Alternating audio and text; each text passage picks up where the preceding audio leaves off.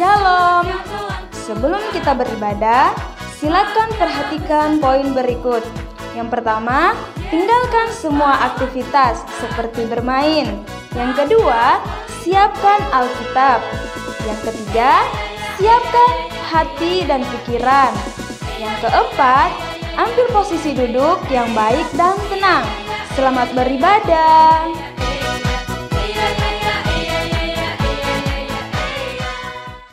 Shalom adik-adik, bagaimana kabarnya semuanya?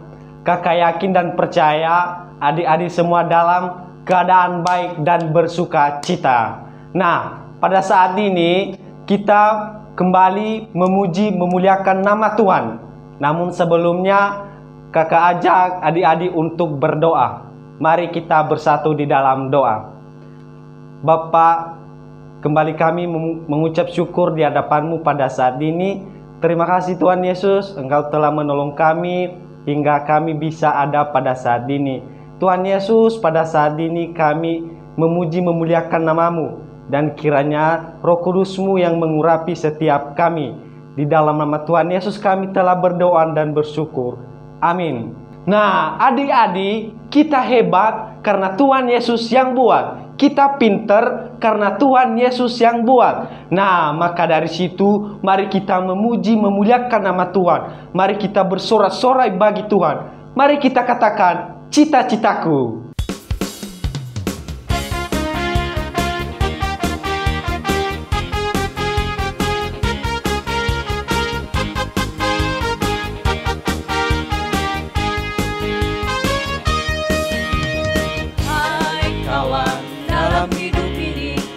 Cita-citamu memuliakan Tuhan atau senangkan dirimu?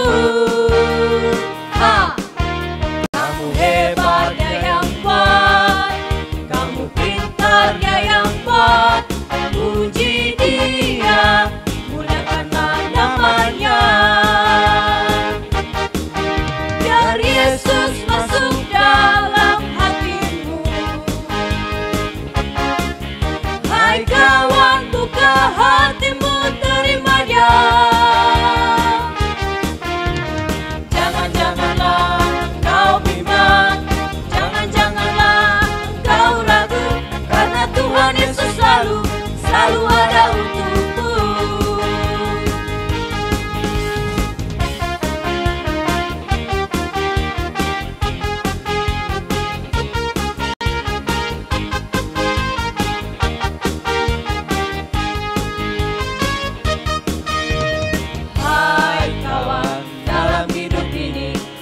Cita-citamu memuliakan Tuhan atau senangkan dirimu? Kamu hebat, Dia yang buat.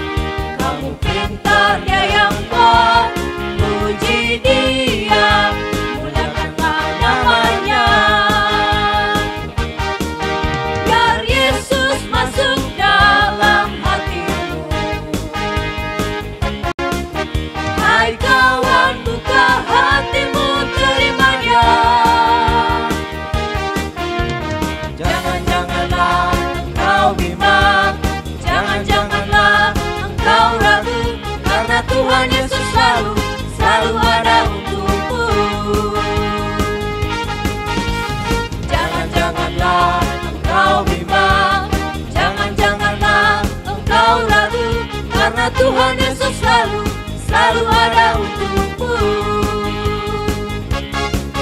Karena Tuhan Yesus selalu ada untukmu.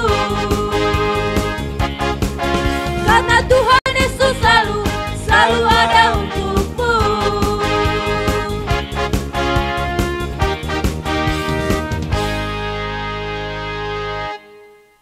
Hore! Kita semua bahagia karena Tuhan Yesus yang buat. Sekalipun kita banyak masalah, dalam kesedihan, dalam duka, tetapi kita mengalami sukacita karena Tuhan Yesus ada di dalam kita. Mari kita memuji Tuhan. Mari kita katakan, aku bahagia.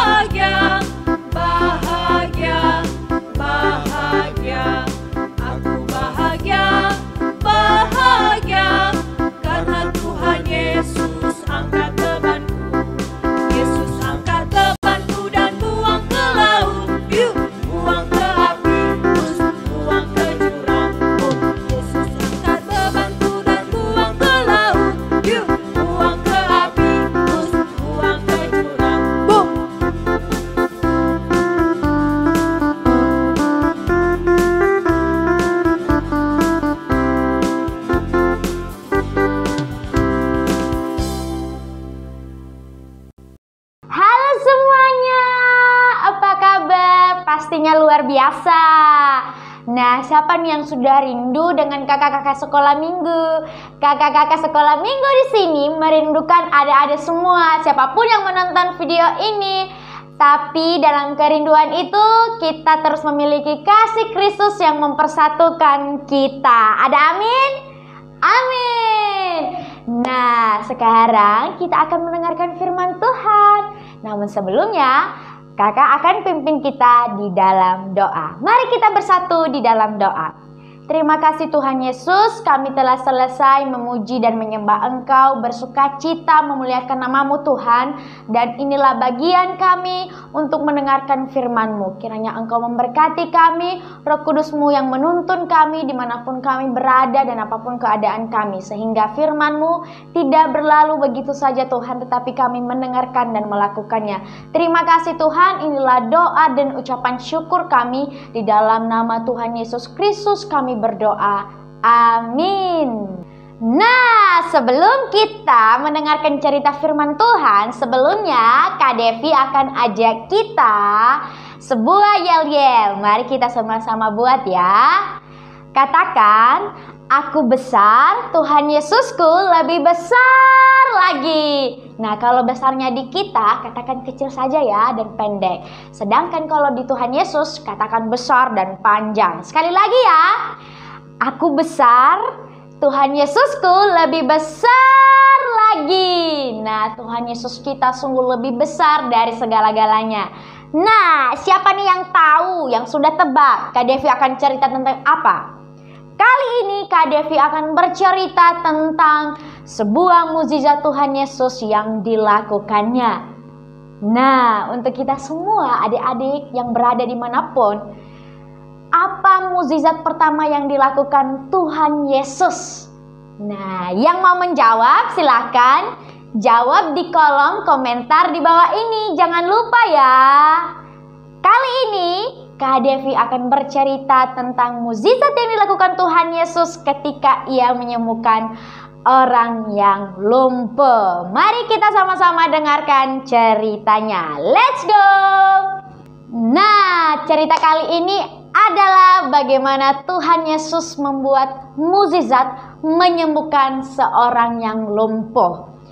Pada zaman dahulu, kelumpuhan adalah penyakit yang sulit disembuhkan. Bahkan banyak orang yang mengalami kelumpuhan ini membawanya sampai di kematian mereka atau di akhir kehidupan mereka.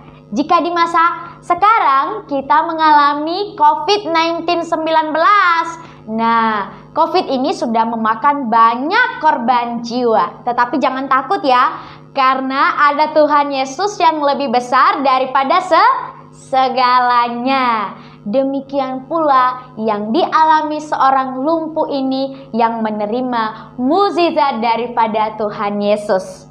Jadi pada waktu itu Tuhan Yesus berada di sebuah daerah dan daerah itu bernama Kapernaum. Di sana apa yang dikerjakan Tuhan Yesus?